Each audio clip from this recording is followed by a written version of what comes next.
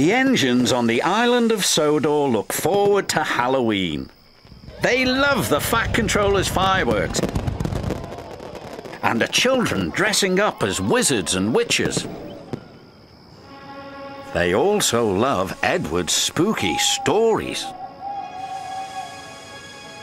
They say that on Halloween the ghost engine returns to the smelters looking for his lost woo-woo whistle. "Ooh, ah, spooky," the engine said, all shivering a little.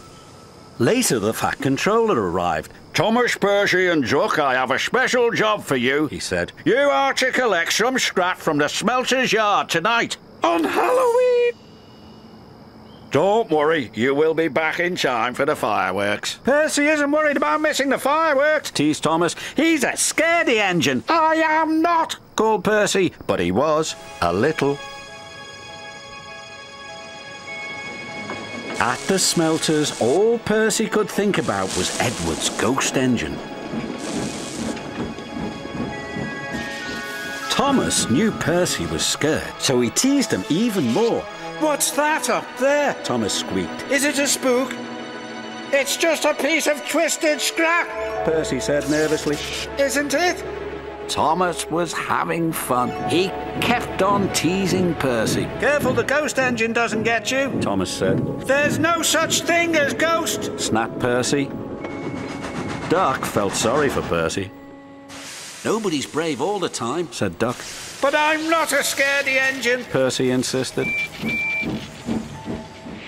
The job was nearly complete. "Well done," the yard manager said. "Now I'll need one engine to finish up." Duck wanted to pay Thomas back for all his teasing. "Please, sir," he said. "I'm sure Thomas wouldn't mind staying."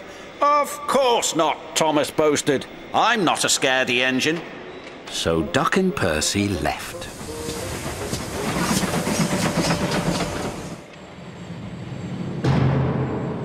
When Thomas was by himself, every sound and every shadow was spooky. He was beginning to feel very scared. "There's no such things as ghosts," he said nervously. "Who's there?" Thomas was so busy looking for ghosts, he didn't watch where he was going.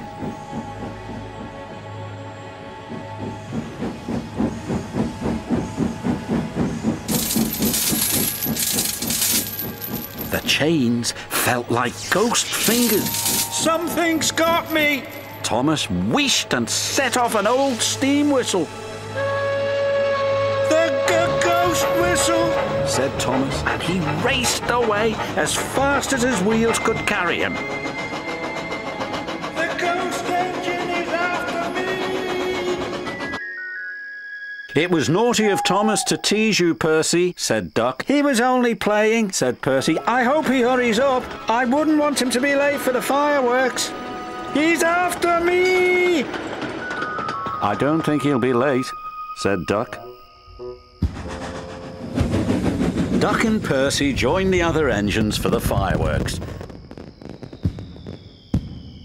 "Where's Thomas?" Percy asked. "He'll miss all the fun." "It would serve him right after all his teasing," Duck said. But Percy was worried. He went to look for his friend.